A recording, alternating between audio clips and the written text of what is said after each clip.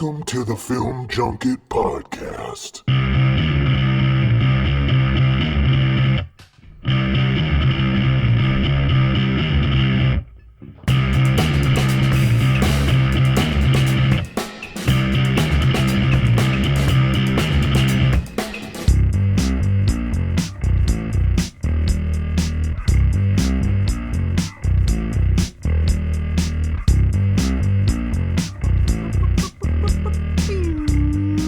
What's happening, everybody?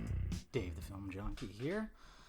Welcome to the Film Junket Podcast, and hopefully you guys are doing well. Just doing my thing here, but this podcast is going to be a little different. That's right. I was actually, first off, let me just say this at first, is Chris Dawson, just trying to get him on the podcast, and couldn't quite figure out a time because he's, of course, 8 hours in the future. We were trying to coordinate a time, but it's really difficult because, like, by the time he's waking up, I'm going to sleep.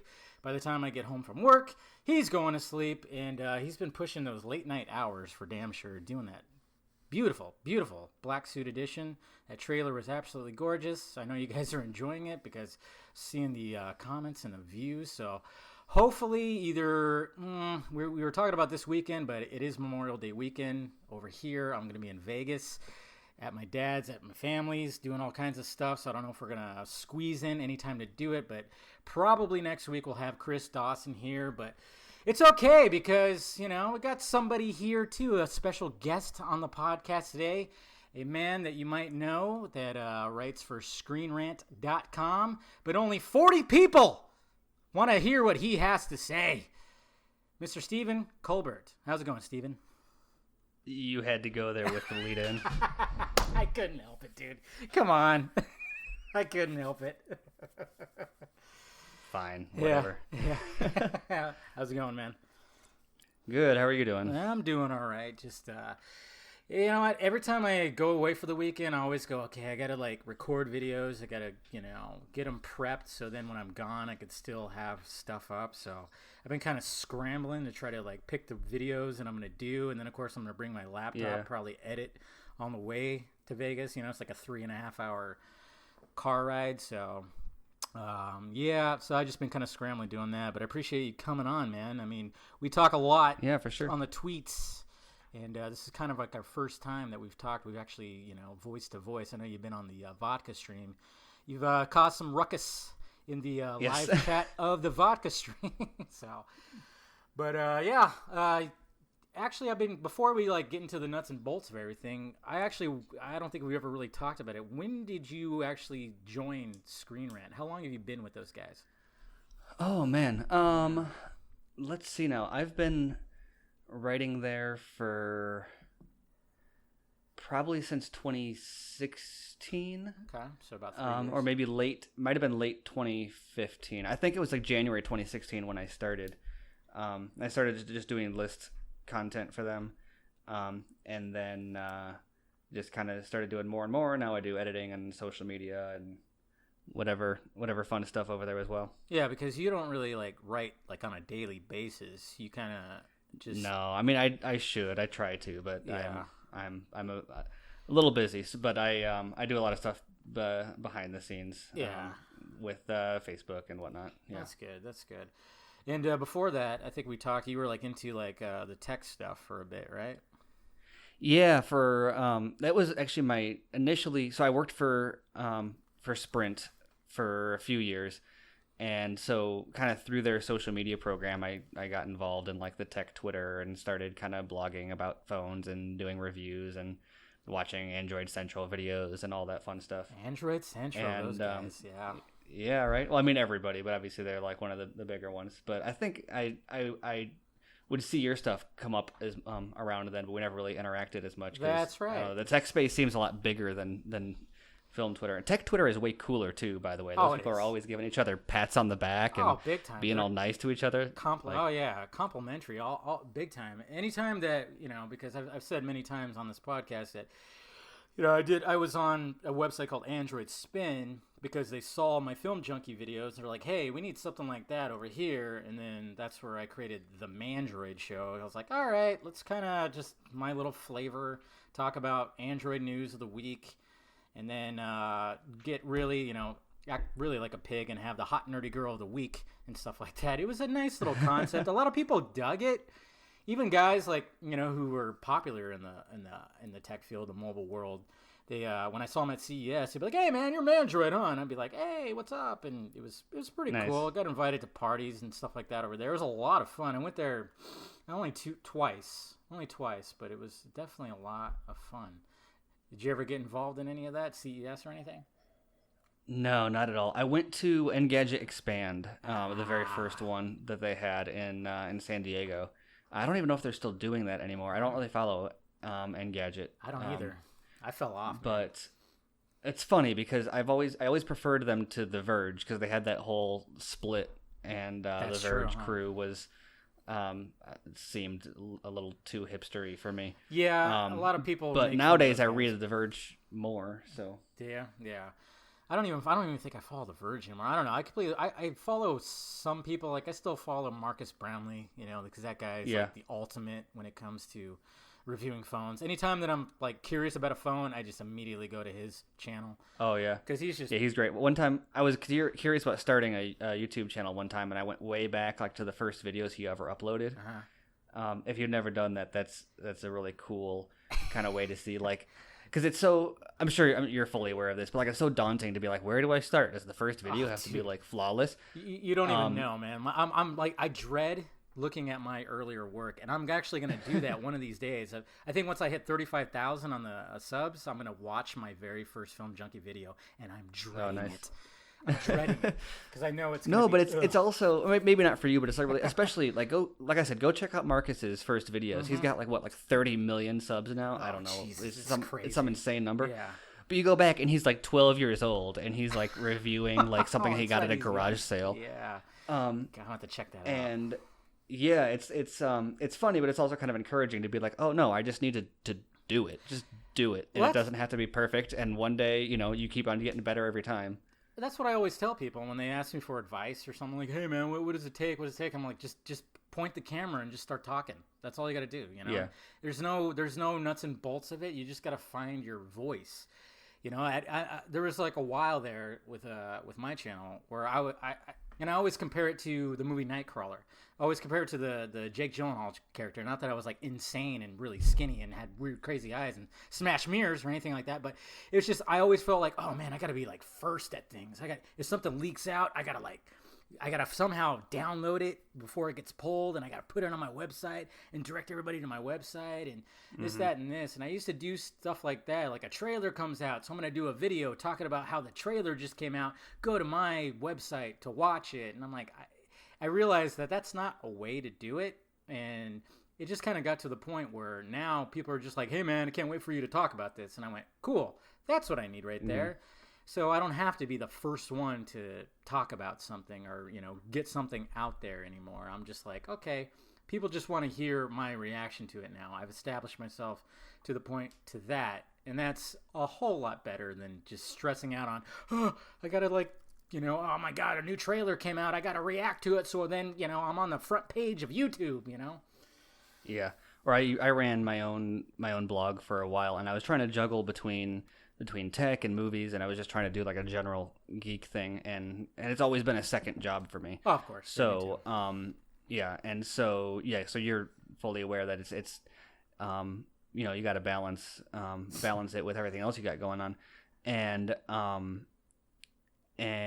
I started explaining that for a reason, but oh yeah, no, so you have these ideas and you put like all your effort into it, and then like nobody shows up, and like meanwhile this post I had made, like it was a terrible post like way earlier on in the blog, just explaining like the connection between Edward Norton's Incredible Hulk and the Avengers, was like my most highly trafficked post like every single day, just because people were finding it in Google or whatever.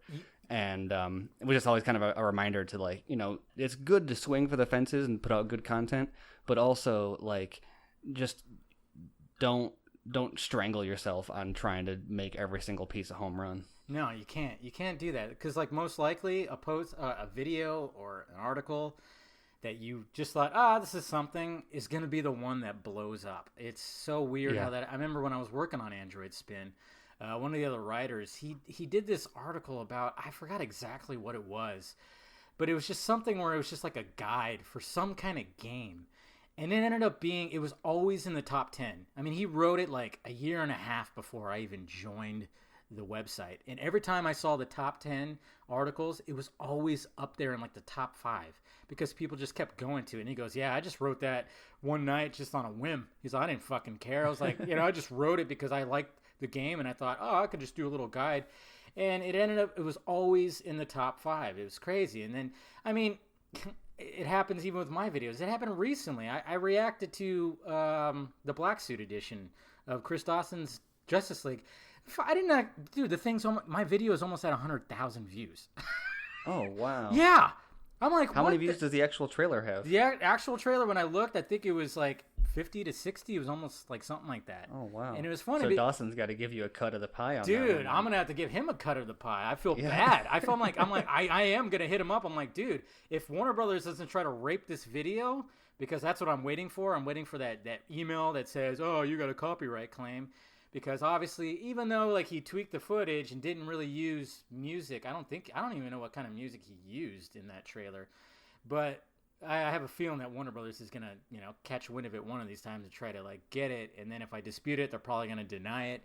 But if it doesn't, I'm gonna be like, dude, this is your work. I just reacted to it, man. I feel bad. Yeah. I did not know it was gonna blow up like this. I looked at my views. I'm like, holy shit, how is that blowing up like that? I mean, seriously, it's crazy. Not expected. Mm-hmm. Yeah. But what'd you think of that trailer? I thought it was awesome. Yeah. He's been putting stuff out for long enough that I knew there was something different and special coming. Yeah. And it definitely didn't disappoint. I mean, I don't exactly know Justice League like the back of my hand because I've watched as little as possible, and when I have, it's been other fan edits. I think most of what I've seen has been John Garza's fan edit. I think it's the Kryptonian cut. And he does a good job of kind of streamlining and taking out the jokes and tying in some references to the older movies. But so just watching it, what Dawson did, he took a totally different approach and just trying to kind of reverse engineer, okay, what did he create from scratch here, or like what's repurposed? I think I caught bits of Inception in there and some other stuff. It was showing like the apocalyptic future, so he used, yeah, and he just put Superman in the middle of it, and I think there's Flash like running like in the city, like the sand, like the buildings all. Yeah, I'm like, exactly, and it doing? Looks. Well, and what's crazy to me also is, so you look at that and like that's cool for like a trailer. Yeah. But then when you think about it, this is going to be an actual movie. That's what I'm wondering. So people make fan trailers all the time. Yeah. Where they'll be like Wolverine versus Superman, and then they'll cut together like a Wolverine movie with Man of Steel to make it look like they're fighting. But that's great because you don't actually have to deliver on that then. No. But like one of the final shots of this is Flash running, being chased by Omega beams, which is like a crazy shot. What are you doing here? So that means, so what is that? How, did he create a full-on dark side? Yeah. Yeah, and how do you even do that? I don't know. I mean, this is why he's been working on it for so long. Is he going to take something like?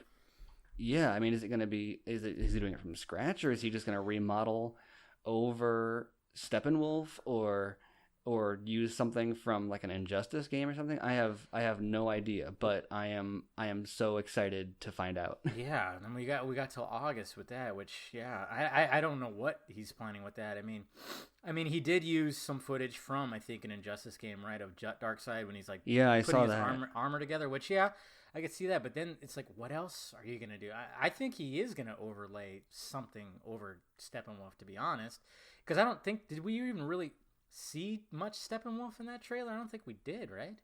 There was a little bit, right? I don't know. No, I'm thinking back. I don't think we saw him at all. I think there was like one shot where you see him looking at something. I mean, that was it. But mainly, it looked like it was Darkseid focused, and just the fact that I swear, I don't know how he's. It must be so tedious. I mean, frame by frame, just adding. I mean, he's.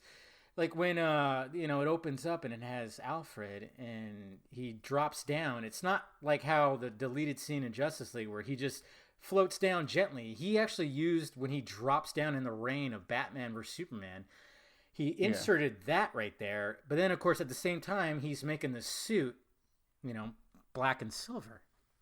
Yeah. Wow. Well, and then, I mean, and that's cool, but, and maybe this is a less impressive, but it's kind of a more subtle thing that blew my mind, is the opening shot of the Wayne Lake House and the lightning and the thunder. And I don't think there's a shot of that lake house in a storm like that. And no. It's not a small feat to make that lighting look correct. Like, he's not just flashing a light on it. Like, there's actually textures across the lake, and yeah, it's impressive in all the way across the board. I know. I'm very excited. That's why I was like, hey man, I want to talk to you about this. And he even said that he wanted to talk about like why it's taking so long.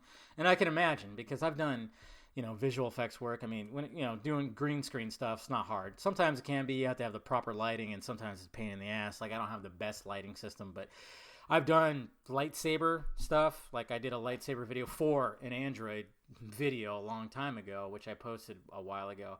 I actually reacted to it, but I'm still very proud of it, because I taught myself how to, I just watched YouTube videos, went into After Effects, but my God, it took me like 12 hours just to do like I don't know, probably about 16 seconds of a lightsaber, just wielding a lightsaber, because it's frame by frame by frame by frame. So I can only imagine like what he's doing, because I've seen it where he's just inserting Superman, while he has Superman flying from Metropolis to Gotham across the water at night. How are you doing that? How? Mm-hmm. That's freaking nuts, man. So I'm very curious to see what he has to offer with the full. I mean, it's not even. I wouldn't even call it a fan edit. I would just call it a re-edit. Well, I have a. It reminds me a lot of the Addy 1 edits of the Star Wars original trilogy. Oh yeah, and yeah. If you haven't seen have you ever seen those? Yeah. Where like the guy actually rebuilt some of the miniature sets, and I think he even shot someone like in an Imperial officer's uniform to insert into a scene at one point, and all sorts of little stuff like that. And it doesn't really change the movies, but it kind of does, I think, what Lucas wanted to do with the special editions. And so like the explosions and the textures and stuff are all updated and look modern. Yeah. Like it doesn't drastically change the story in the same way, but it reminds me of that same kind of tedious, like, wow, that totally changes kind of the feel of the movie. It really does. And it's also really exciting just to with the massacre that was Justice League, to ideally this will be able to show like, hey, look, this, even using this is basically what Whedon was supposed to do, right? Take someone else's movie and quote unquote salvage it. And so not only is this going to prove that like there was something potentially good in Justice League with what they had to work with, but that Whedon botched it, and it looks like we're gonna have a dude and a couple assistants maybe turn out something that's even better than what Whedon did. I mean, I'm sure the budget might not look like a $300 million dollar budget. But no, people can't be nitpicky about his cut or anything like that, because I mean this is just a dude with a laptop, Yeah, he's got Batman on the Parademon gun. I don't care if the motion isn't perfectly smooth. It's there, and like that's enough for me. I know. You could put a storyboard of that in there, and I'd be satisfied. And, when I saw that, I was like, oh my God. I mean, that was one of the things I reacted to. Was like, oh my God, he actually has Batman behind the Parademon gun. Are you kidding me? How did he do that? Well, I think he put up the whole clip of that if you want to. Did he really? I don't know what. Yeah, I'll have to see if I can find it. I don't know if it's the full clip, but there's a few seconds in there. But I think he's got Batman going up on the ledge, taking out a Parademon, and then it cuts away, and then it cuts back, and he's on the gun. Oh, wow. Or something along those lines. That. Man, I'm bad at Twitter. But I just don't know. Or maybe you're good at it. I spend way too much time on it. Oh, Jesus Christ! I mean, yeah, we've had our fun battles on there. And then I guess that's like a lot of the things that we do talk about is what's coming up recently with everything, and that's the 4-letter word that has become source, quote unquote source. I don't know. We've talked about sources. Wait, it's a 4-letter word? Well, no, I'm just saying because, it's a bad word now. That's why I'm saying yes. that. Yeah. I'm counting on my fingers here. Like, Yeah, wait, no, I know it's not exactly. I am dyslexic, but give me a second. Not being literal here, Steven. I'm just Sorry. saying that. No, it's okay.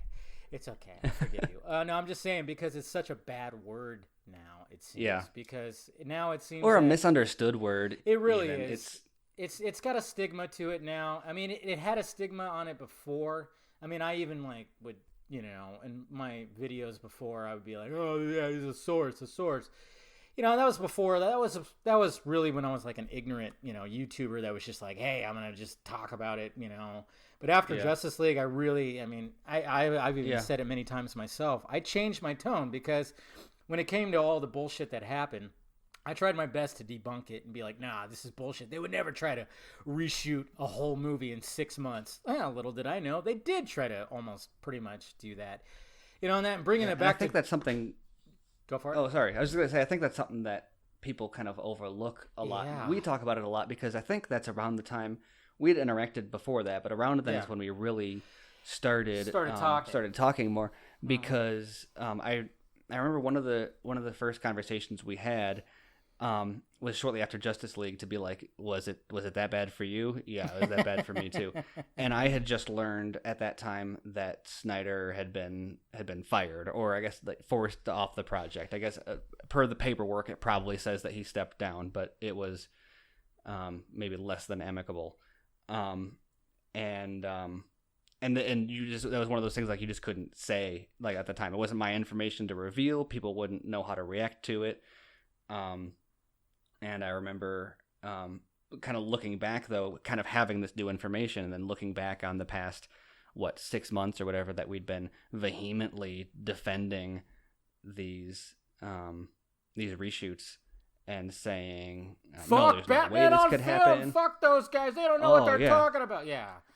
Yeah, exactly. Or Mario Robles wrote for the Splash Report. He broke the whole thing wide open. Mm-hmm. No. We don't know who this site is. This guy is a DC hater, and he's fessed up to that and said, "Yeah, look, I picked too many fights, and I was too abrasive with the way that I phrased it." But it was all true. And then now everyone hates them just as much as if they were lying there. Like, you got to take a look back and say, wait, those people that we hated for 6 months for thinking that they were lying and shaming Snyder and whatnot, they all knew he was fired, and they couldn't say anything because of retribution from the studio or whoever it was that gave them the information. His job would be in jeopardy or whatever. It took Josh Dickey from, where was he, from Mashable, I think, when he stepped down. Yeah. He hopped around quite a bit. He did. But he went to work, he left film journalism, and on his way out was like, screw it.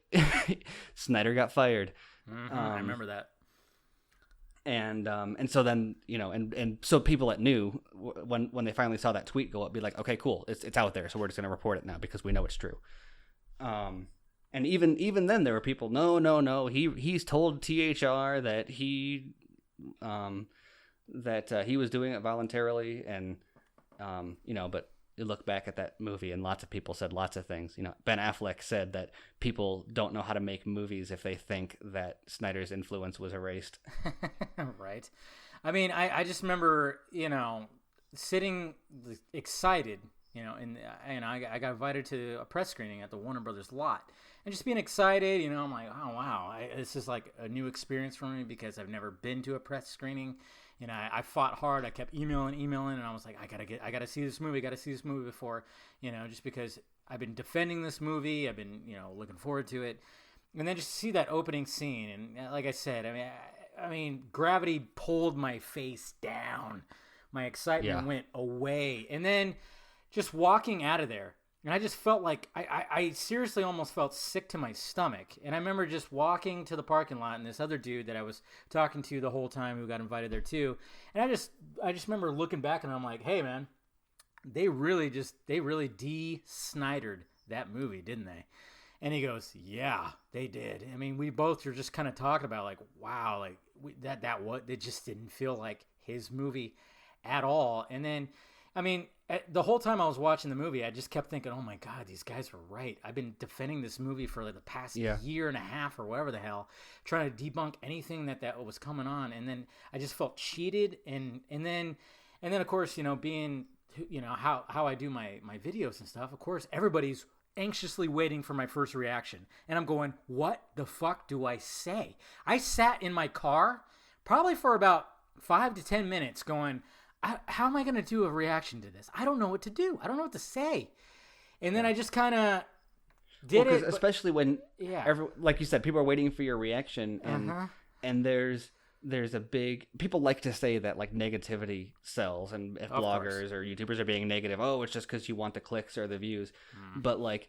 like the story that you're telling now, you didn't want, no, I didn't. You did not want that. You wanted to say something positive. You wanted people to be excited and happy. Exactly. There's very much an appeal to giving people good news. They want to believe it, and they will always believe it over something that they think is not positive. And it was funny because my review was like, my first reaction was kind of, I danced around it a little bit. And I remember looking at my Twitter feed because right after that, I got invited to go to the premiere too. So had to drive over to the premiere. I didn't make it in, of course, but I was still in the crowd and saw all the actors walk in, which was pretty cool. But I remember just I looking at my Twitter feed and people were like, what kind of reaction was that? I can't tell if you liked it or not. I went, oh shit. So I did a follow-up video where I just kind of told everybody like, hey, I enjoyed the movie, but I have a lot to say about it. And even in my review, and I remember when the whatchamacallit was lifted, and I posted my review. Even my review, I was kind, but I kept saying in my review, I was like, my spoiler review, I have a lot to say. I have a lot to say, and I just kept saying that.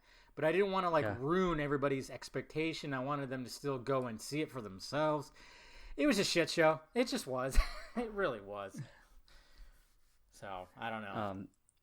And it's weird because like you said, there is some stuff to enjoy in it. I kind of feel like if I wasn't such a Snyder fan and didn't like BVS and Man of Steel and Watchmen and etc. as much as I do, I feel like maybe I'd be able to turn my brain off and just kind of be like, oh hey, it's Batman and Flash and Cyborg all together. And Yay, yeah. And but. Like, and I saw it a second time. I did thinking, okay, I know. Like, I saw it a second time in theaters, and I said, okay, I know that people are saying just treat it like an episode of the Justice League animated series. That's what I did. I was like, don't think about Snyder, don't think about whatever, and like I couldn't do it. Yeah, it's hard. And I'm sure it's possible. There's lots of people that defend the movie, but this movie can't be talked about or looked at outside of the context of what it was supposed to be. No, it can't. When I saw it a second time, and I saw it with a bunch of friends on like I don't know, that Saturday or whatever, or that Friday. I don't know when. I think it was Friday. And I went in just try to be like, okay, this is just a DC animated movie wrapped in flesh. That's all it is. I'm gonna have a few beers before I did, and that's what we did. We were drinking before that, so I was actually okay. And I did like a second reaction. And I even said that I'm like, hey, I went in just looking at it like this, and I actually enjoyed it a little bit more. Thing is, though, I can't watch it in the comfort of my own home. I can't. You said, I can only watch fan edits, and I watched Garza's, what was this, Kryptonian edition? Yeah. Is that what he called it? Or the Kryptonian cut, maybe? Yeah, the Kryptonian cut. And I remember watching his, and I'm like, okay, see, this is the only way. And I watched various others because they were coming out like crazy. So I kept on going through and just trying to pick out the ones, I wasn't watching them all in full, but I think I might have watched his in full. And I just remember, okay, this is the only really way I can enjoy it because, he did remove a lot of the BS that was in there. But, going back to Joss Whedon, as much as, he he fucked up and trying to use the same joke he used in fucking Age of Ultron, like, hey, I'm going to have Flash fall on Wonder Woman's tits. Cool. Let's do that again like I did with Banner and Natasha, which is a very interesting choice. Almost like, how did you not know that people weren't going to connect that, I almost wonder what his thought process was with that. So certain things, I go, yeah, okay, cool. But at the same time, I'm going, he did get brought on to just do the impossible. And from what I've heard, I mean, before Snyder was fired, from what I heard, I mean, he was already brought on to do rewrites, so there was already tension with all that. And then when Snyder finally just got, let go or whatever, they tried to just push him into the director's spot. And, it was an impossible task. And I don't know why. I don't know if he just had like the ego of like, hey, I can pull this off or whatnot. And, and I've told you and I've told other people too, I don't even want to call him my source anymore. I call him my guy. Joss Whedon actually apparently liked the original design of Steppenwolf. He didn't, he wasn't digging. So, I mean, he was okay with, it was a, dare I say, compromise of, the Steppenwolf that we see in the movie currently. When it came to the original design, Joss Whedon was on board. He was going, why the fuck are we not using this design? This is a lot better. It's funny because when I've said that, a lot of people go, yeah, bullshit. You would not, this, that, and this. So I mean, anytime somebody says the phrases that I see all the time that kind of raise the hairs in the back of my neck are like, Snyder would never do that. Oh, God. Or, dude, he would never, he doesn't quit, he doesn't give up, or he doesn't compromise. And I agree. Like, Snyder is like a driven, dedicated person. Oh, he's all about the art. He's not a quitter, but compromises happen. And we know that. Like, look at Watchmen came out and we had the theatrical cut of Watchmen was a compromise. Sucker Punch was a compromise. Yes. The theatrical cut of Batman v Superman was a compromise. Yeah. So like, this is not like some alien, like, oh, he's exclusively done only what he wants to do before. No, he's been compromising his whole career. Not for the better, obviously. He said it at the Snyder event. He said that like once Batman vs Superman came out and Warner Brothers was like not liking the backlash, they rewrote Justice League. Him and Terrio basically rewrote Justice League because they were not confident. He said that. Yeah. He said that. I was and that's there. real hard to hear too, because like, especially with a guy like him, you got to wonder, you can shut out the noise for so long, but eventually when something like that happens with Batman v Superman, just kind of imagining the moment at what, did he say? I wonder if everyone is right. Like, I hope he didn't get that low, but it sounds like, it kind of made him think, maybe I do need to, find an even playing field here. And that's too bad. But from what I understand, while the alternate script was a quote unquote compromise, the people that I've talked to, it was still an entirely different thing than the Whedon version. Oh, yeah. So it's not like 100%. the compromised version was still very much a Snyder product. It just kind of maybe took a little bit of the edge off. It sounds like they were going not necessarily horror, but it sounds like the original was pretty dark. Darkseid killing Lois in the Batcave? Yeah. I mean, when you like talk... very it reminds me of like what Scott Snyder is doing with like Dark Knight Metal. Oh yeah. Almost just kind of maybe leaning a little bit more into that, and they were like, we want something maybe more mainstream. Yeah, see, that's the thing. It's like, there's so many different variations of these characters, and that's what, when it comes to comic books, it's like, okay, you get somebody on like a story, and I guess like Tom King's really going through something right now, right?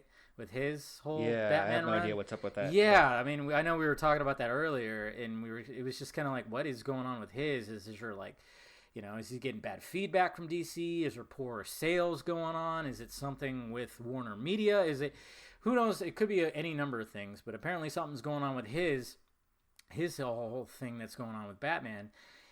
But when it comes to movies, it's like, you don't have, you can't be like how comic book writers are, where it's like, hey, I'm going to have this little run. It didn't really sell well, so I'm not going to return for more. Or I'm not going to return for different. They're going to bring on somebody else to do a whole different arc or whole different storyline or whatever. This is like movies. This is like multi-million-dollar movies.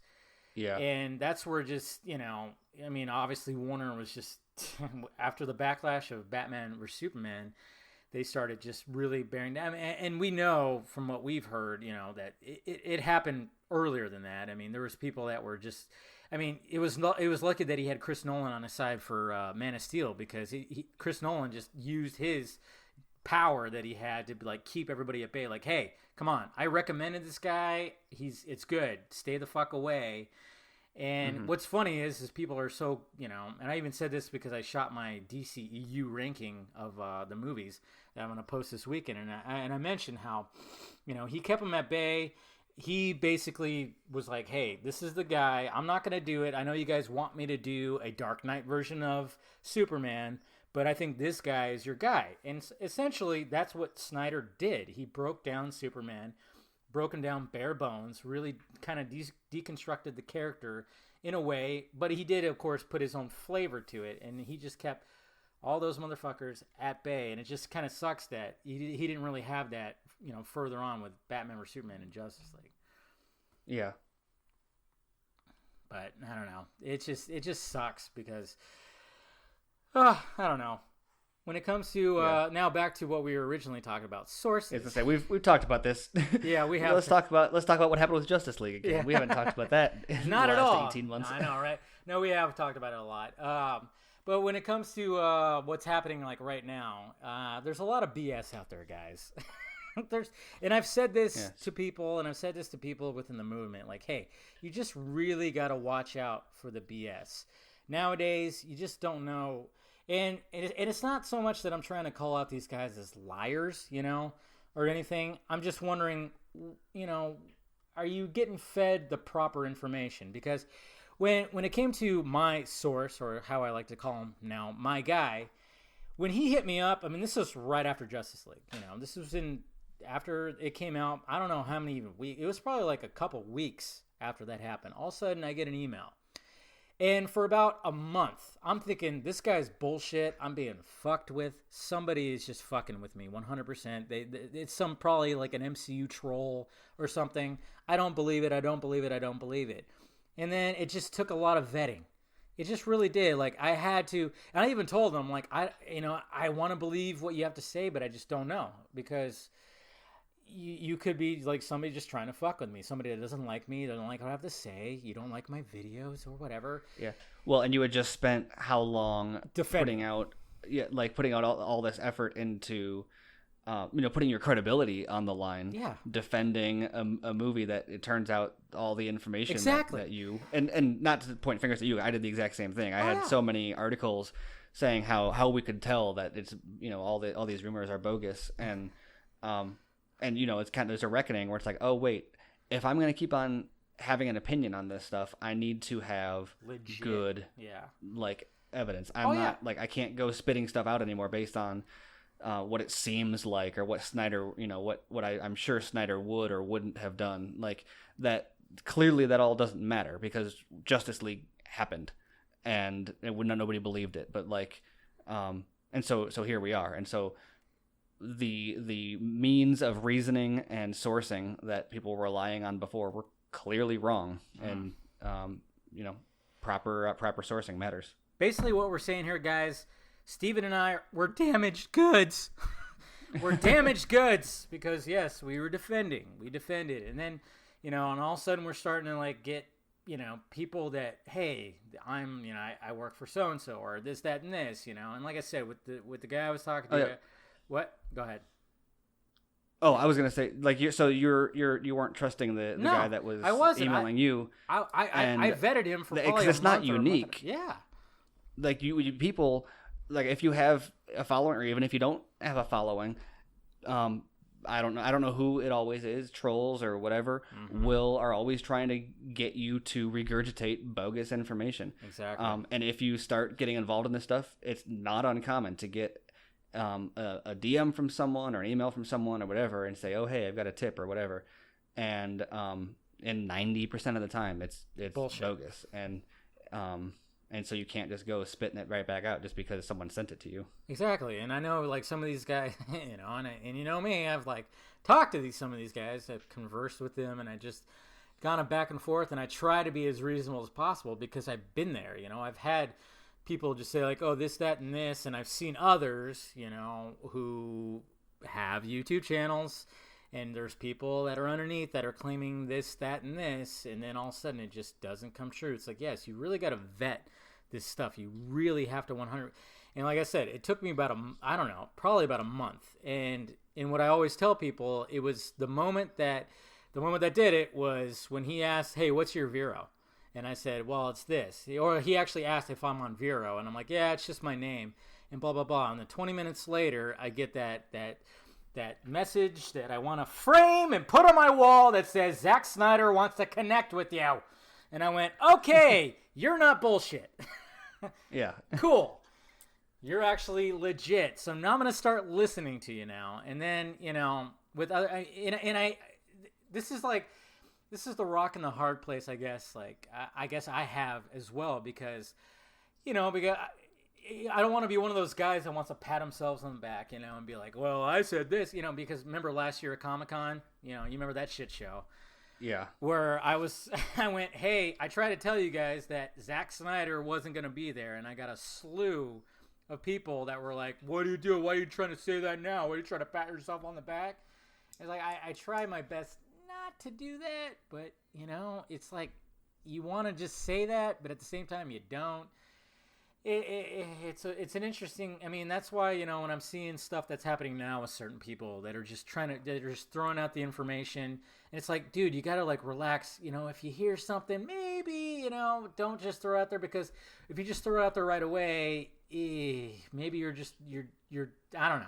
It's yeah. Well, and it's not just vetting your sources is important. I don't have nearly as dramatic of a story as you. Yeah. But anyone that I've gotten to speak to some people that were very involved in the movie on various levels, and that's been either through me finding their contact information on my own and reaching out, and therefore I know who it is and what they're providing me is legitimate.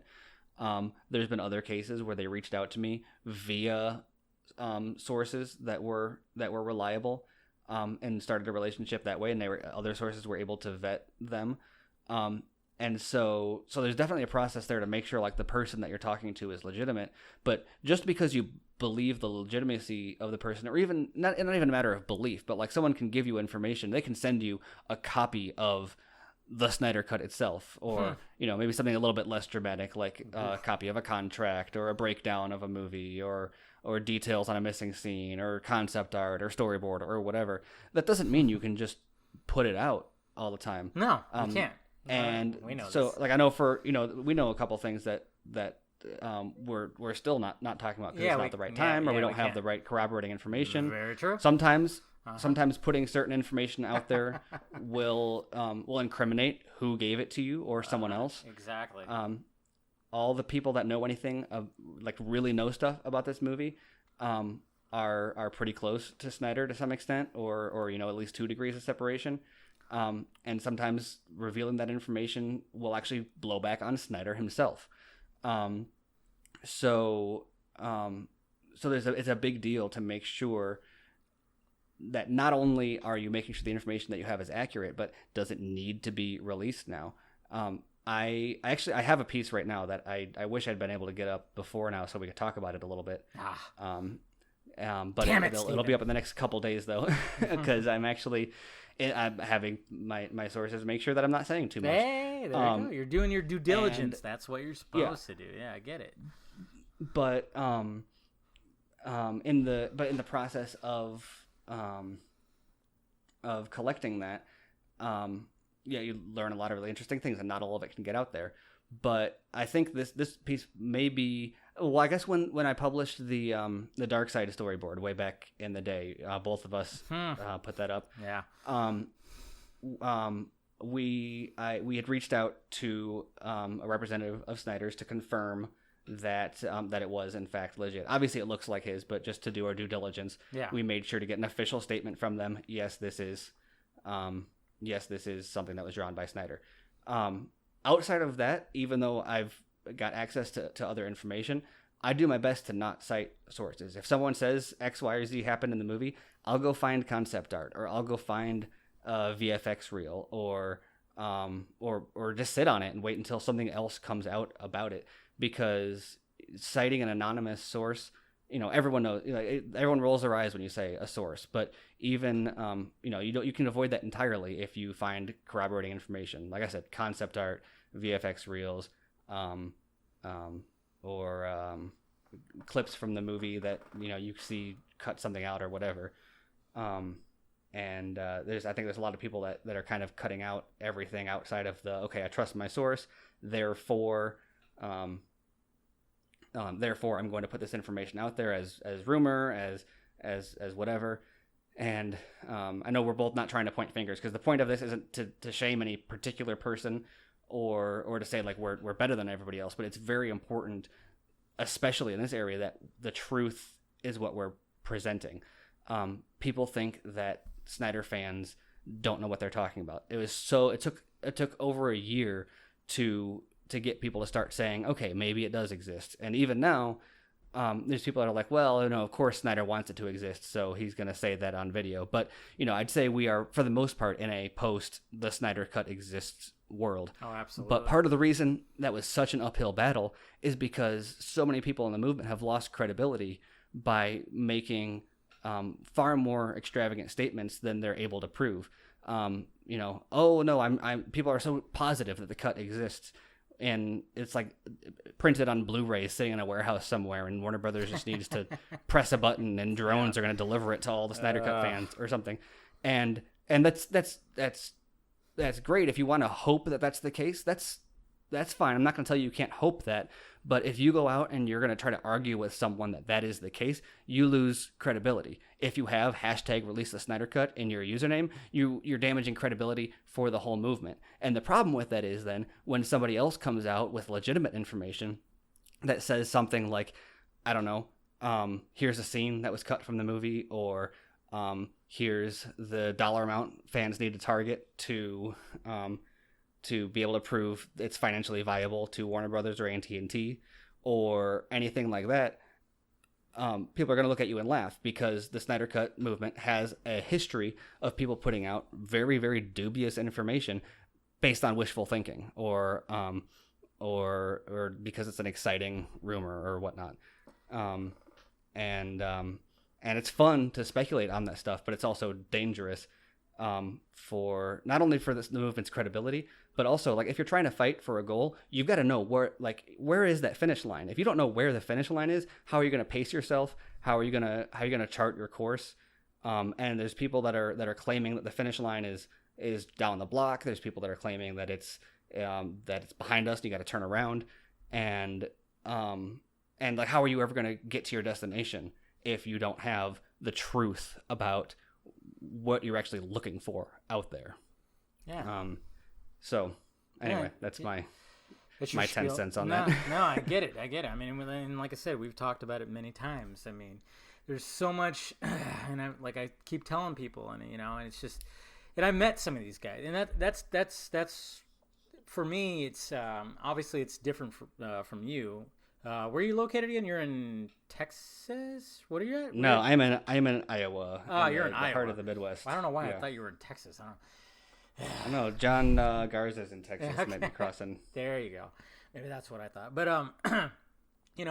but I'm out here. I'm out here, and obviously, when the Snyder event happened, it was like, okay, I'm gonna go to it. I'm only like an hour and some change away from there. Obviously, I'm gonna go to it, and it was a very surreal experience because a lot of people knew who I was.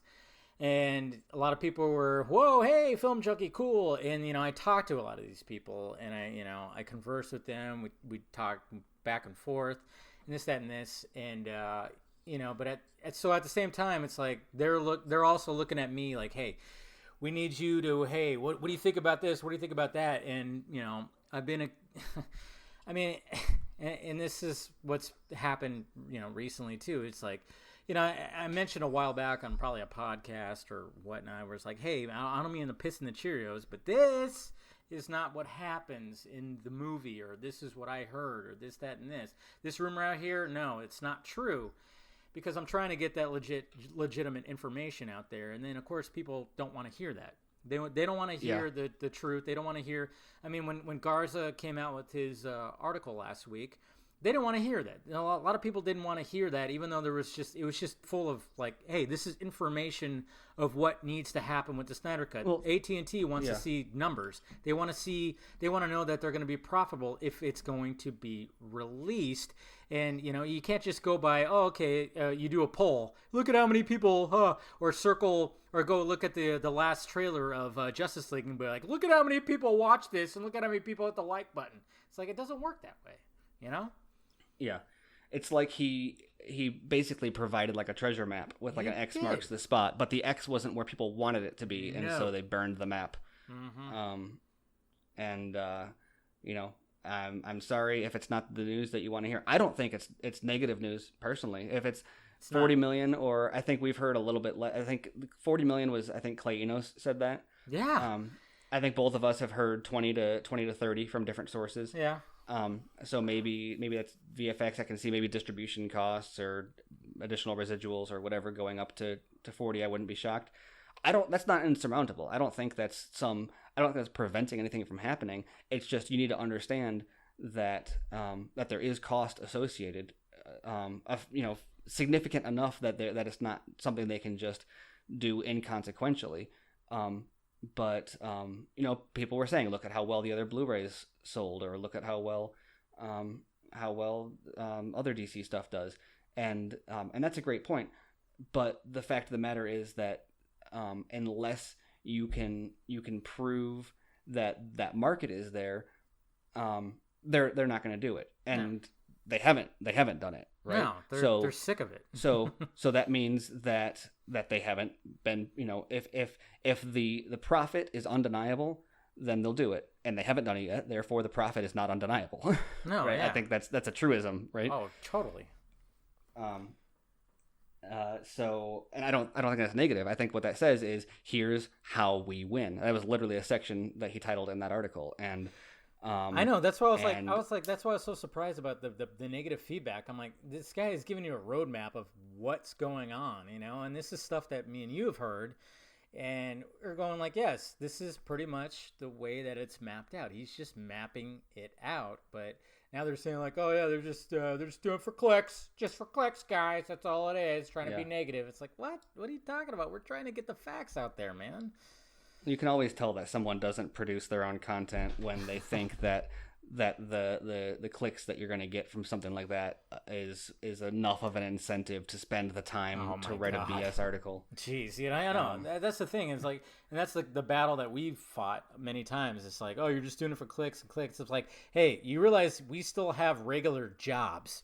We're not doing this for a living. We're not driving fucking, Teslas and stuff like that. You're roaming around and being like, ha, ha, ha, ha, ha, sipping like the expensive champagne somewhere in our expensive leather jackets and, shirts that were made in Europe or whatever the hell. We're just doing. Well, and if we wanted to, we would probably be a little bit more rosy in the information that we're quote unquote fabricating. Mm-hmm. Because look around this movement. What gets the most excitement out of people? Either bashing WB in some way, or telling people that the Snyder Cut is going to be announced at Comic-Con or next week, or your uncle hacked Warner Brothers and got you a copy of it and you saw it. I've seen all this stuff out there, and it gets like crazy engagement from all these people. And then, but you go and say like, oh, hey, no, the VFX aren't done. And all of a sudden, like, you're the devil for putting out, legitimate information. Snyder told this guy though. And I'm like, did he really though? I mean, or was I don't know. I mean, I'm not, like I said, I'm not calling anybody out, but I mean, I remember, that's the thing is like, Snyder said that 99% probably just needs some tweaks. And I'm like, but did he? I don't know. We have video of him saying that it exists, but we don't have video about that. And from what I heard, that somebody actually legitimate. I can't even say that right now. Legitimate. I mean, I can't even. Wow. You still. I'm stumbling. Let me legitimately continue. Legitimately, jeez. I've had a couple of glasses of wine. Obviously, you guys know that. But which was the comic movie marks guys. One of the guys actually. Well, and they're not. Yeah, and they're not the only ones either. Yeah. I guess first of all, backing up a little bit, this is always so hard because anyone thinks that you're pointing fingers and No. everyone freaks out. But without pointing fingers, people that are prominently trusted in the movie or trusted in the community, you go back just a few months or a year or whatever. We're claiming 75 to 80% is where the VFX were. Yeah. And that was totally not a dramatic thing to say at all. Like nobody got mad at them. Nobody said that they were lying for clicks, whatever. And this is all out there, and that was kind of the agreed upon place that it was. Jay Oliva said on Twitter that the VFX aren't done. Clay Enos said that they would need 30-40 million to finish the VFX and do other stuff. You said Comic Movie Marks asked him outright at SnyderCon. They said, are the VFX done? And he said no. There was a tweet from, so the video that's out there, he says it's done. And so people are saying, oh, he said it's done, therefore that means 100%. The language that I always got to figure out how to phrase this. The person that I know that knows what they're talking about said it's done, it's just not finished. Yeah. We have a runtime, at least. Yeah, well, because we're talking about movie making here. So, like, what Snyder is talking about, what does he do? What does Snyder do? Snyder makes sure the cut is set. So, like, it's edited, it's fine. It's all the footage that he wants is where he wants it. Mm-hmm. And then there's some previs and some green screen and some other spots. And that's what you've been told also. So I'm not even really revealing anything new here. No. And that's not a problem. That's not an insurmountable task. But so then you look at what Snyder said. So he said it's done. Yeah, sure, it's all edited. There was another tweet. I should have found it. Someone else from SnyderCon tweeted specifically. I asked Snyder, and he said it's done, not the VFX, but it's done. So you look at like not only the volume of information, but who is it coming from? People are taking this one video of Snyder where he vaguely says it's done, and they're saying that overrides other comments Snyder made. Yeah. Even Snyder himself said it's done, just not VFX. He told, Comic Movie Marks, no VFX. Jay Oliva said no VFX. Clay Enos said VFX still need to be done.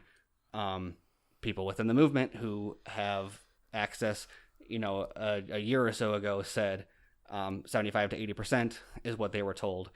No drama then. So, I think it's just gotten to a point where, and I even said it in my, one of my two recent videos. I mean, the campaigns, they're good. They can be good. I know, I met these guys that are running these campaigns. It's that one, the Project Comic-Con, it's up to $12,000, and apparently that's insane. Yeah, and half of that's supposed to go to suicide prevention, which is great, and that's the stuff that doesn't get mentioned enough. Anytime that these things get mentioned in articles or whatnot, heroic Hollywood or whatever the hell. I mean, luckily, I mean, you guys, Screen Rant, they do a good job at hey, guess what? This is what's happening too. Don't just look at a fucking headline that's clickbaity and get upset about it. You're talking about the logistics of all of it. It's insane that's, like you said, that's happening. And I've talked to these guys, and they're passionate, and they're doing it for all the right reasons. And basically, when it comes to, God damn, I totally just lost my train of thought. Where was I going off? I went off on a tangent. The Comic-Con campaign. The Comic-Con campaign. I mean, it's all, okay, man, I totally just brain fart. Where was I going with that? I know. Don't you hate when that happens? Seriously, it happened to me twice already, I had so something, it's about your Steven. turn. I had something, and I lost it. It was the most brilliant thing. I was probably was. Yes, it was going to be like. You were being very complimentary. They'd raised $12,000. Yes. You've talked to the guys. They're great guys. They're great guys. Yeah, they could be great. Yeah, there's money going to suicide money going to prevention. The right places. Yeah. But man, where was I going to go with that? Man, I totally because I wanted to make sure I was going to compliment those guys, and I think I went. Yeah, sure. Well, I guess I have something to say about it, so I can say my part, and then go for it. Yeah.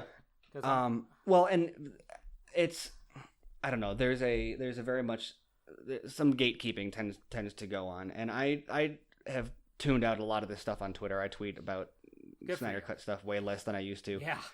Just because it's impossible to say whatever. But there's very much a like, oh, well, you're not a true fan if you didn't, take part in this or that or donate this much or that much. And I don't even care to prove what I am and am not doing anymore. I'm just kind of doing my own thing. Well, the thing about that is just like, and I've said many times, it's like, hey, you guys do whatever you want. I'm not going to stop you. I might comment and might say like, hey, maybe that's not the right way to go, but that's just me, because what we do is, you do your journalism, you do your research, you're not just going to put something out there just half-ass and be like, well, I heard this, so I'm going to put it out there real quick. No, you actually take your time. Me, I'm like, I'm going to my guy. I'm like, hey, is this true? Is this, that, and this? Or, and I just kind of like bring my voice to it. I stick a microphone and a camera in my face. That's what I do.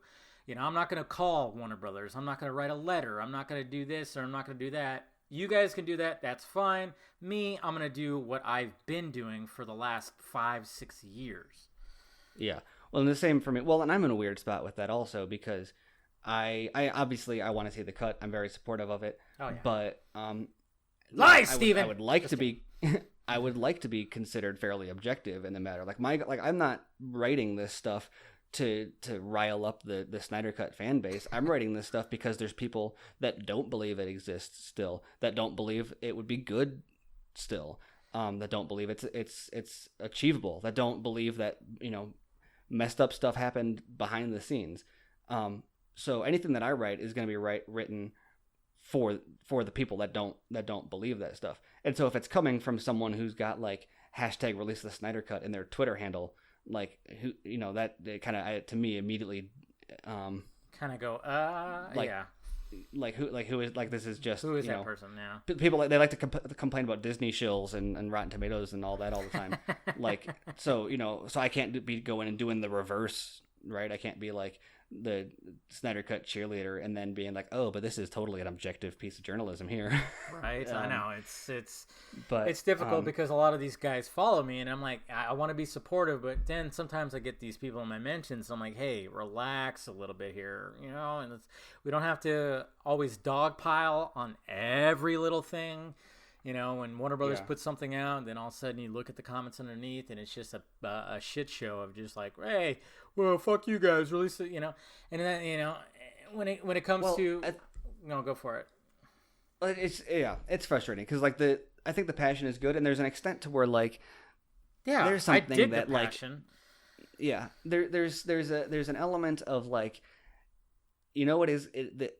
I don't know. I don't want to support it outright, but there's something that's kind of cool about the fact that Warner Brothers posts are all full of people saying "release the Snyder Cut." Yeah, there is. I do dig it, but sometimes like I really dig that passion, and I'm like, oh, don't say that, Yeah, exactly. I dig the passion and I dig the consistency, and that's cool.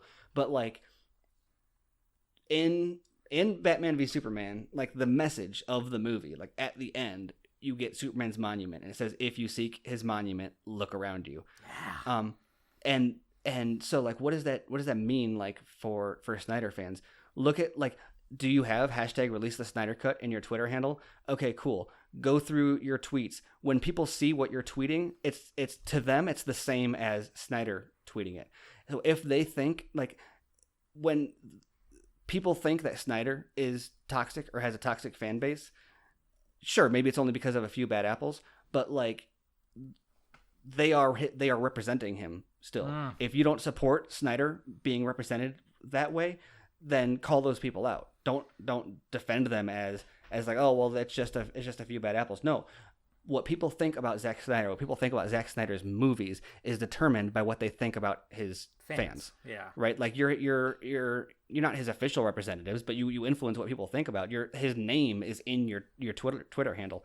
If not like the actual handle itself, it's in your name, or maybe your bio has like hashtag release the Snyder Cut, hashtag DCEU, hashtag bring back Zack Snyder, whatever. Their banner has his face or something like that. Or yeah, exactly. So like if someone gets into a fight with someone on Twitter who's calling them, who's just being disrespectful at all, or hell, even if people are being mostly respectful, but there's like 1,000 of them dogpiling them, and these people all have Zack Snyder in their name, that doesn't just Not a make good like the look. movement look bad. That makes Zack Snyder look bad, and those people have no interest in releasing the Snyder Cut ever.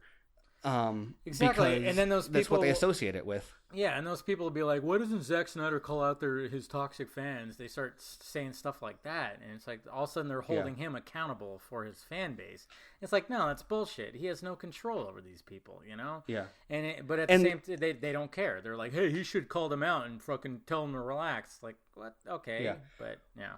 Well, and there's plenty of very respectful and even keeled fans out there. The problem is that lots. anytime somebody says there are toxic fans, It's like the same 5 guys.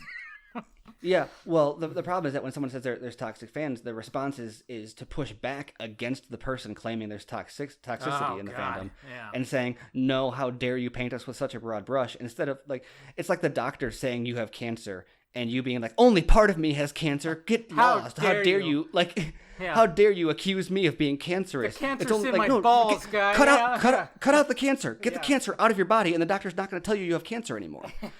Yeah. Like, how is it that hard? How is the doctor the enemy for pointing out that you have cancer? Get rid of it, and then maybe you'll be friends. Go get a drink with the doctor and tell him to release the Snyder Cut. Exactly. Yeah, see, I mean, every fan base has that. That's the thing. And it seems like the most toxic of each fan base is always going to be looked at more than the positivity. Because, like I said, I mean, there's been studies that negativity, outrage, that's what gets the clicks. That's what gets people more engaged. There are fucking, like, there's research out there that shows that. The more people engage online, it's when they're more, like, outraged. And that's just the way it is. So they're selling... They're basically, they've turned outrage into currency. It's crazy that where we are right now in 2019. That's just the way with everything. I'm not just talking about this, but with everything.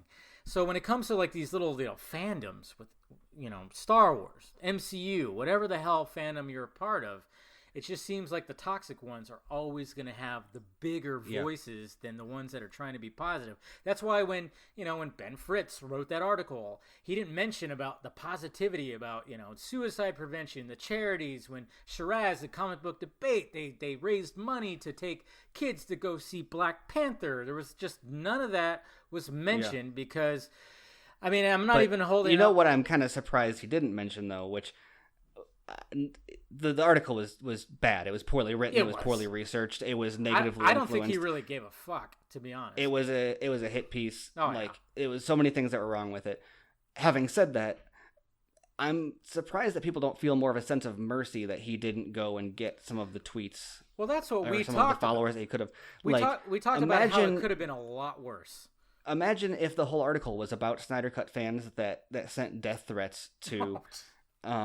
To whatever, and yeah, sure. Okay, so you don't identify with them as part of the movement. If you're sending a death threat, you're not a Snyder fan. But there are people with Snyder in their profile, in their name, in their picture, and the hashtags that they use, who are using racial slurs, who are degrading people of different genders or sexual preferences, who are piling on people, who are sending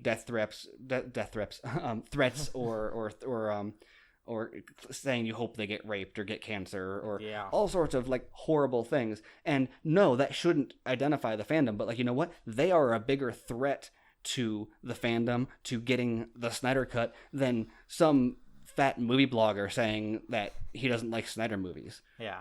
Get rid of those people. Get rid of those.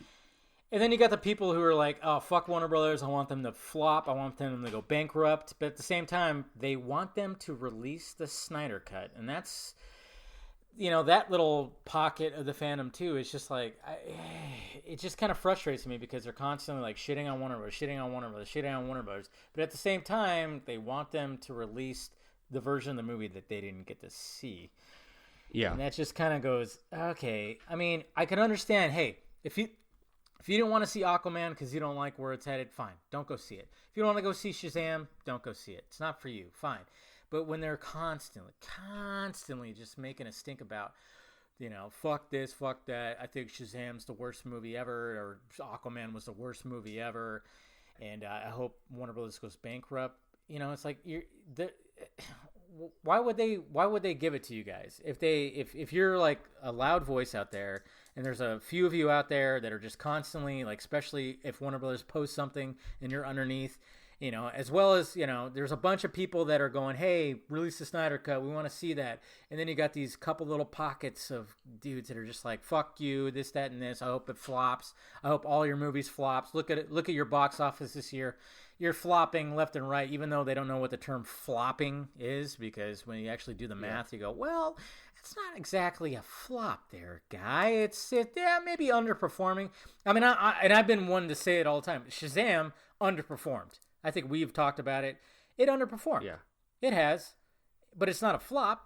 It just underperformed.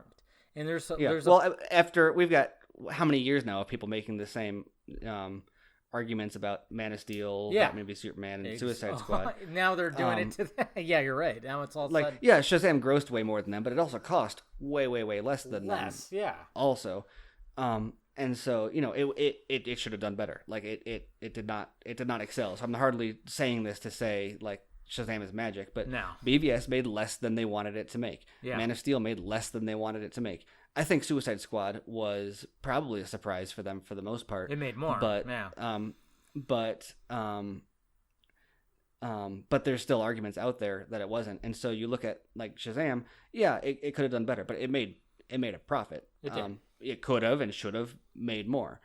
It's just bad timing with the release. It's hardly a profit. Yeah, I don't know what they were thinking to squeeze it in between Captain Marvel and Endgame and in the same month as Endgame.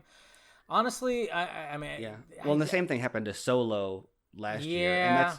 People like to... compare. Fans like to think that... Well, they like to... Boycott! They also like to think... No. They like to think that they're the ones that did that. And so, like, after The Last Jedi, then you had Solo, and it underperformed.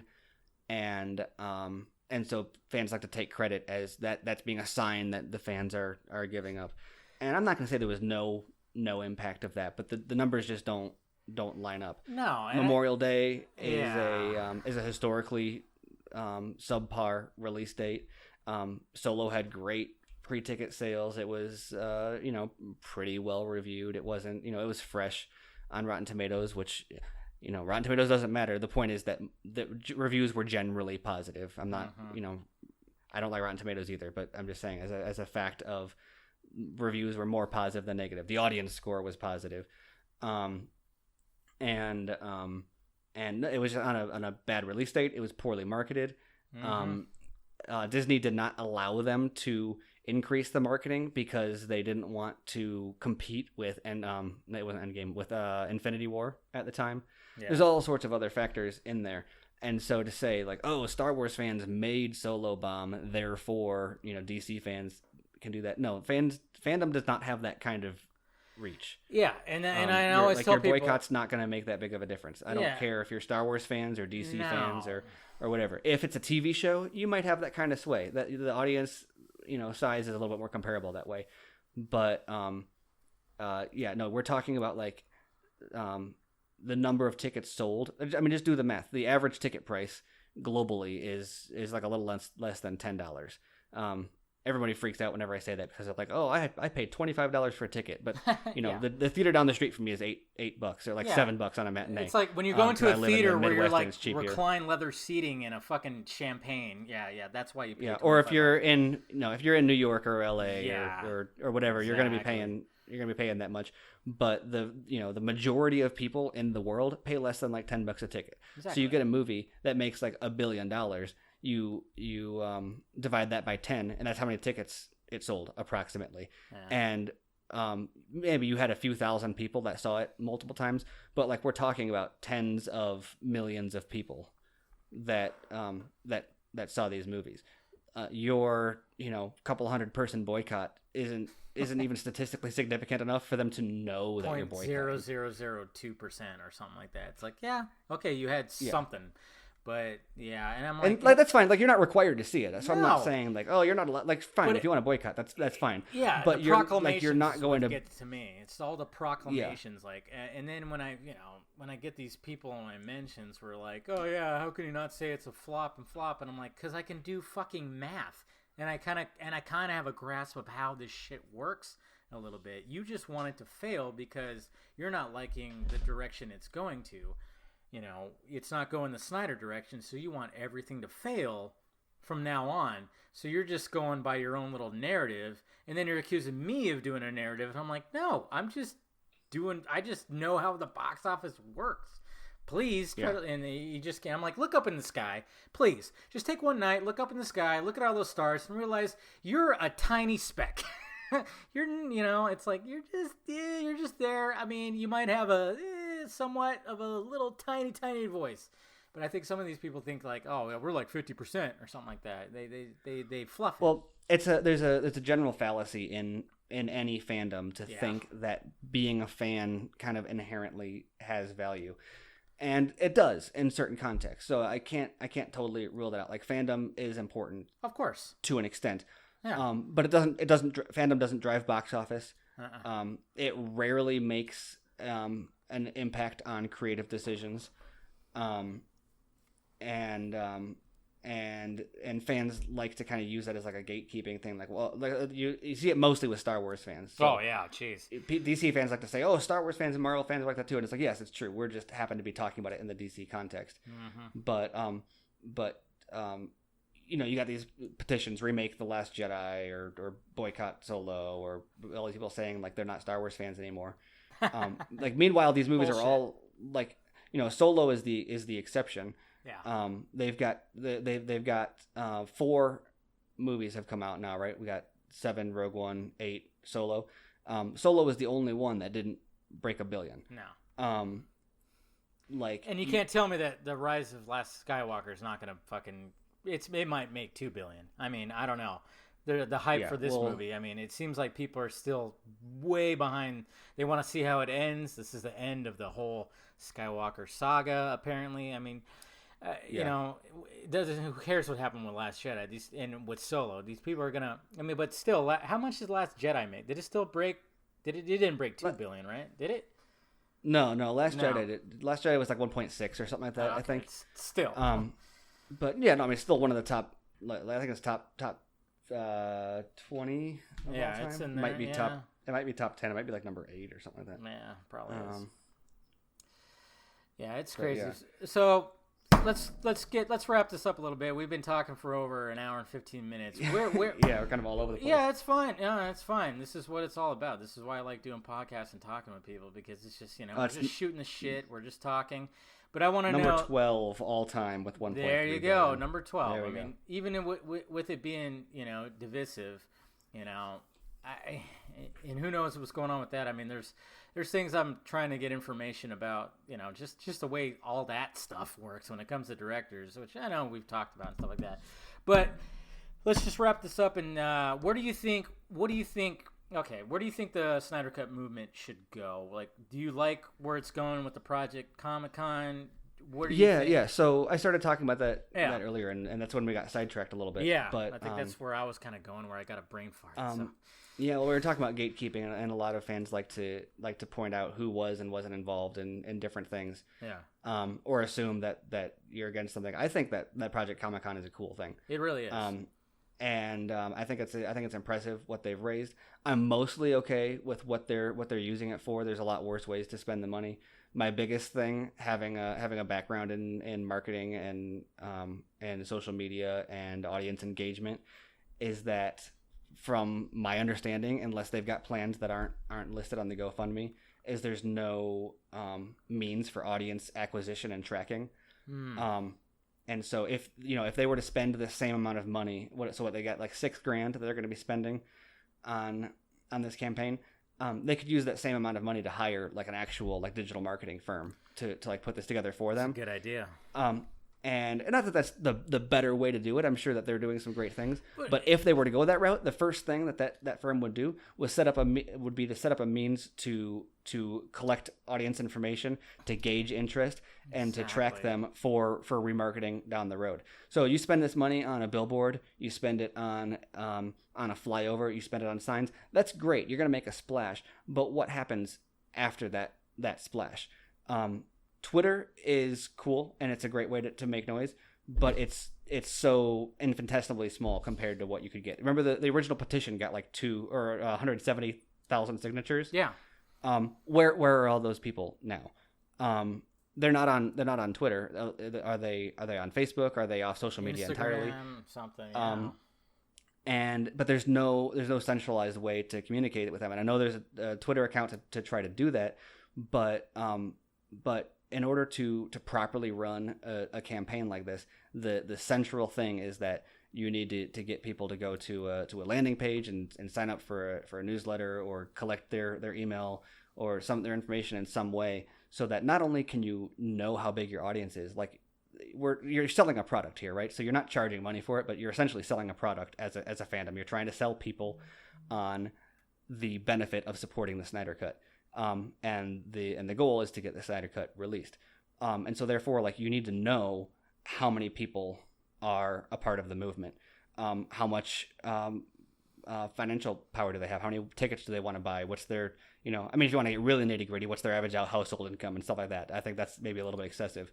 But if a proper marketing firm was running this, they'd run the campaign, and at the end of the campaign, they would deliver a list of emails, like lead generations, and it would be, for $6,000, I don't know how many emails they'd get. But the point is, you would have a list then of people that you could remarket to. And so sure, they saw a billboard once, or they saw a sign once, so they went to a website or whatever. And that's great. So like, that's a one-time hit. You got it in front of somebody's eyeballs. But how do you so that they're at top of the like the sales funnel because of that, but how do you get them further down that funnel to the point where they are writing a letter to Warner Brothers or buying a copy of BVS Blu-ray to show demand, or I don't know, whatever campaign it is that you want to do. Mm-hmm. How do you get someone from uninterested to interested? And the steps in the middle there are what I feel like are lacking just looking at the plan. So I think it's a phenomenal first step. So that's not to say like, oh, this is a waste of money and it's terrible. But just if I were, that's just my general thought on it. My concern is that money is going to be spent for a great one-time, awesome, cool, big splash. And then people are going to forget about it. And then how do we make sure that those people that see that then move down that funnel and get closer to becoming engaged fans? How do you move them from a 0 to a 1? How do you move them from a 1 to a 2? With a 5 being a raving, Snyder Cut supporter. Yeah, it's not easy. It's really not easy to get stuff out there. I mean, being somebody who's trying to build a brand himself, I mean, it's difficult to promote things. You could buy ads, you could do this, that, and this. I mean, where it all goes down to, and I like where your head's at with all this stuff, because it's like, okay, yeah, you can put a billboard, you can do a flyover, cool, and that'll get traction on social media, but yeah, get somebody that can really break down the numbers, who's engaged, and then even maybe add a little, hey, who would be curious? I mean, even if they're not even part of the movement, for instance, what's his name? Magnus? What was that? Tyrone Magnus? What was his name? That the YouTuber? Yeah. He said it one time, everybody in the community freaked out. Has he said it since? No. What? What did he say? He said he wanted to see the Snyder Cut. Yeah, exactly. And then, exactly. But he's not making videos about it. But he's one of those people that goes, hey, if there's a Snyder Cut, I'm going to go watch it. But he's not out there tweeting it, using the hashtag 24/7. He's not doing that. So if you could somehow quantify that number of curious parties, because I even said it in my last podcast too, I'm like, you can't tell me that, those Collider guys wouldn't go see it. Even some of those Collider guys have said in their podcast, hey, they flip. They go, hey, I actually want to see what Snyder had in mind. They're not part of the movement, and maybe they've shit on elements of some of these movies in the past, but they're curious parties. And I think a lot of people, involved in this community hate those guys. They go, fuck those guys. And all of a sudden they're saying that. It's like, no, that's a good thing. They're curious. You got to have the numbers. If you could somehow quantify, and like you said, get somebody involved in the numbers where they could see, hey, even if they're not part of the movement, they would still, they would go pay and see this movie, review this movie, talk about this movie. That adds to the number, and they could show to AT&T, Warner Media, hey, look at this. It's not only just these people right here, but all these people over here are curious to see what the original plan was. And then I kind of even liked what that Mundane Matt guy had to say in his video. It's like, just release it. Just release that assembly cut, or release it with the previs stuff and the unfinished visual effects. Just do that. And I'm like, hey, they have a streaming service. I don't know if they would actually want to release it on there, but it is right there. I mean, they probably see like a gain in subscriptions if they did that. I don't know. But just release it in how they have it. Release the cut that they have. And if there's like, I don't know, a lot of engagement, maybe they will go, hey, here's the 30 to 40 million, finish your movie, and then we'll release a special edition fucking steel box Blu-ray with all the bells and whistles and shit. I don't know. Yeah. Yeah, and I've gotten into... I tend to draw fire on Twitter mostly when I start talking about how big the movement is. Yeah. And it's just funny. It's like nobody ever kind of seems to get the point. And maybe that's my fault for just not making it clear enough. Well, they don't see it that way. They see it as mocking. That's the thing. And, yeah. You know, well, I've gotten that too. Where it's like, well, and I get mocking. Sarcastic too, so I get that. We are sarcastic assholes. We get it. but how big is the movement? You say, okay, is it the few thousand that are following particular Twitter accounts? Is it the 170,000 that signed the petition? And whenever you get into this argument, it's always, oh, look, I'm sure it's way more than that. Look at all these people that whatever. But the point is, trailer. Yeah. You should be able to say how many people support the Snyder Cut, and someone should be able to say, oh, 10,365 people are Snyder Cut supporters. Yeah. 50% of them are a 5 level of enthusiasm. 30% of them are, or whatever metric you want to use. Like you should have that. There's no the movement has been active enough, and people have been at this for long enough. There's no reason to not have that information more collected, and as a result, because we don't have that, the argument is always like, oh, I'm sure it's more than that. Well, great. So tell that to AT&T. Like how many? Going back to Garza's article. Yeah, big companies love, I'm sure. People are saying, yeah, exactly. They're saying, oh, I'm sure it's more than 200,000 people. I'm sure they'd all see it 10 times or more in the theater. I'm sure it would generate $100 million at the box office. It's like that's great. Prove it. If there's truly that many people, you should be able to collect signatures or conduct a survey or something, especially, so going back to like the Snyder Cut campaign at Comic-Con, what a more perfect place to collect thousands of signatures of highly engaged geeks. You're already putting this all in front of their face. You need on paper to be able to say this is how many people, and then grow that number. But otherwise, all these hypotheticals about kind of making assumptions about how popular you think something is just because of what it did on Twitter or a poll you put out or something like that. Look at this, exactly. 93%. I mean, imagine putting some of that money in. Say you're about to watch a video about, I don't know, Batman or whatever the hell. And you know how sometimes you'll see like a survey like right in front of it, or you could skip the survey. But imagine, so like, would you see the Snyder's version of Justice League? And a casual person goes, you know what? Yeah, I thought the Justice League movie that I saw was kind of crappy. Yeah, I would. And they click yes, and then that's it. Yeah. That could be something big time right there. For people that aren't following the movement, don't even really know about the movement. But they go, yeah, I would actually like to see what the original director really wanted to show us. Exactly. Well, then you get your name, you get their email, you get them as a number on your account, and there's big news, and you send that to them, and you say, oh, hey, look, it turns out Darkseid was in the Snyder Cut, and they say, oh, wow, I really want to see that, and then you say, oh, hey, look, turns out Ray Porter played Darkseid, and they're like, oh, wow, so they actually shot that stuff, and then and the more that because not on Twitter, that's great. We got a few thousand people that are like following this stuff actively. There's so many people that don't even know this stuff because they don't even know to follow it. And there's, from what I can tell, no effort to reach them. Dude, I was so that's kind of what I've tried to do with my stuff because, obviously we get found on Google or Facebook or whatever, and so there's a lot of reach there. And so my goal is to, how do you tell the people that are not on Twitter, that are not using the hashtag and constantly every day picking apart this movie, how do you tell them there is more than 2.5 hours of unseen Zack Snyder footage for this movie with a totally different story, or significantly different story, I guess would be a fair way of saying it, and totally different tone that ties into Man of Steel and Batman v Superman better. Because what do they see otherwise? Well, they see what the other coverage of it is, right? And so they've seen a year of it doesn't exist. They've seen snarky headlines saying it's not going to happen. How do you change that? You're not going to change that by mobbing Warner Brothers Twitter accounts. You're not going to change that by cussing at journalists. So I'm sure you love that. No, I was like, over the weekend, I went to Palm Springs for a friend of mine's birthday lunch. And we all started talking birthday about lunch. Yeah. What kind of adult bullshit is that? I know, right? I don't know what the hell's going on. I was like, a lunch? I know. It actually almost ended up turning into like a whole night thing. As soon as the drinks were flowing, but it was like, oh, okay. Yeah. I retract my statement. Yeah, exactly. I didn't get home till about 7, so it wasn't like just like a lunch. Yeah.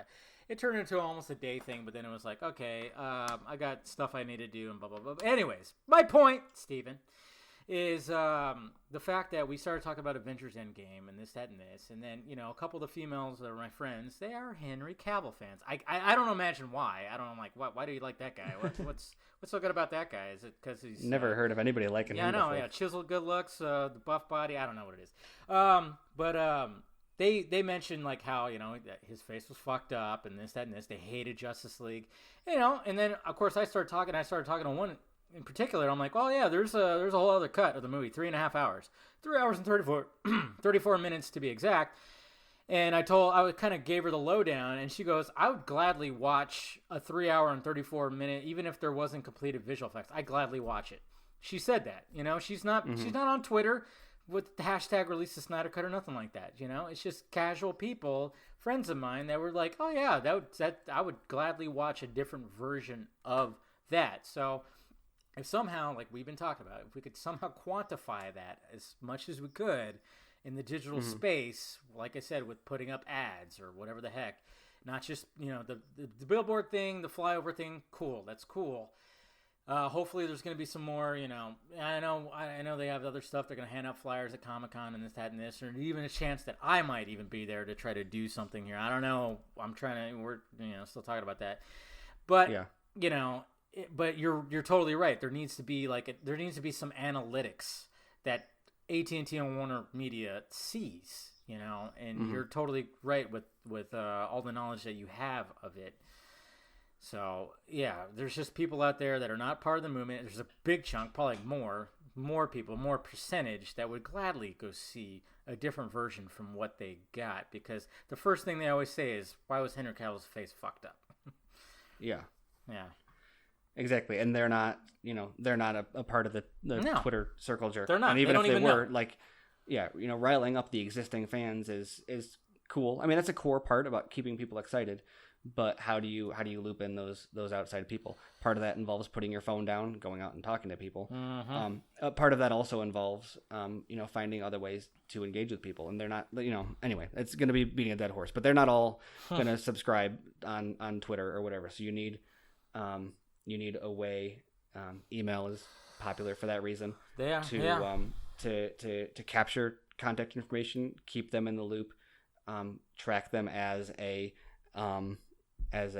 excited customer, and so I'm not, like I said, this is not all to like take apart the campaign. I think the campaign is great for what it's doing. Yeah, exactly. But when I look at it, that's just what hits my. A little bit. Oh, I'm sure. Yeah. But when I look at how much they raised, that's kind of what I think is, wow, you could really finally get some proper analytics with that, and that doesn't just mean having a number, but that means a list of it's virtually the same as having a sales lead, right? And exactly. And you have the ability to follow up. You have the ability to move them closer to being passionate fans. And the larger that grows, the more likely we are to get it. But having the same 3,000 people high-fiving each other on Twitter every day is not gonna. See, I did so well, and now I'm gonna get in trouble for saying that. But damn it, Steven! We did so good. Now we're gonna get spun into oblivion like with Garza. Damn it! Yeah. Now, I like what you have to say. I mean, yeah, and this is why I wanted to have you on the podcast. I mean, I know we've had our DMs back and forth and stuff, but, talking, just like we're bullshitting, is a lot better because you're just getting all the ideas out there. You're not just typing. So I like what you have to say. I mean, I'll even try to maybe even run it by some of these guys. Like, hey, think about digital marketing. Think about surveying, just people, email lists, and shit like that. Don't be afraid to not use the digital space. Don't think that just having a hashtag and releasing stuff like that on Twitter is enough. No, you got to really engage with these people, especially with Facebook. A lot of these people are mainly on Facebook. They're not on Twitter, Yeah. Well, and Facebook has a built-in lead generation tool through There's Facebook so ads, much that you could do with Facebook, and Yeah. and like I said, I've talked to just regular people that just like, there's so many women out there that love Cavill, and they're like, look what they did to his face, his precious face. I'm like, well, there's a version out there that his face is not fucked up, and it's great. It is great. So would you rather see that? And they go, yes. So there you go, guys. That's what you got to do. Steven is a smart man. I say he should lead the Snyder Cut movement. Oh, no. I'm totally kidding. I know. Everybody wants to, take the lead and lead. Well, that's what's funny when people I see people sometimes criticize people for trying to be the face of the movement or whatever, and I intentionally don't use the hashtag. I'm intentionally kind of removed from it. Part of it is to I don't know. It's not, like I said, it's very clear that I support it, but my objective is to be a force that is working outside of that. But also, I don't have the time. I get it. You got a family. Exactly. I got a family. I got this other job. I got this, and so I'm happy to give my 2 cents. I'm sure there's other people that have experience with marketing and the movement. If you do, get a hold of people that are running the campaign. Offer to set up some Google ads, and some Facebook ads to get some lead generation going. Figure out how many people there are. Let's grow this list. Okay, but just stop being such a douchebag, Steven. Just kidding. All right, go ahead and promote yourself. Try my best. What? Go ahead. Twitter. I know you got a podcast. Yeah, I'm on Twitter at smcolbert, smcolbert. You can find my stuff on Screen Rant occasionally when I'm able to break away and get something up. Got something coming soon. Keep an eye out for that. It's going to be. Yes. I think people are going to like it. I've heard about this. It's good. I don't think I've ever worked on it. It is not worth the effort that I've put into it, but it is great. Right. There usually never is. Yeah. And then and I'm with Andrew Dice. I'm doing BVS by the minute now. So I think we just hit minute 14. Yeah, I think that was the last we're going through. We're going through Batman v Superman 1 minute at a time.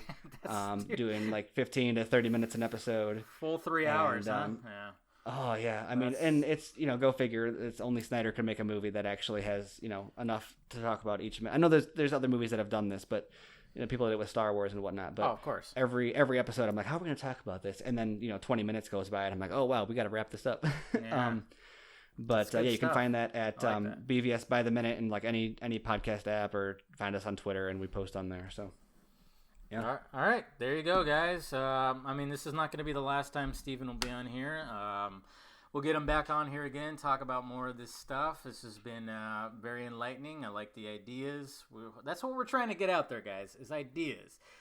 As much as some people think that we're just a bunch of douchebags trying to fucking just get clicks and, trying to, piss in everybody's Cheerios, as I always like to put it. But no, it's not always that. We're doing what we do. I talk shit. Steven does all the groundwork, does the research, and then when he releases an article, I just read off of it and do a video, and it takes about 2 minutes. Just kidding.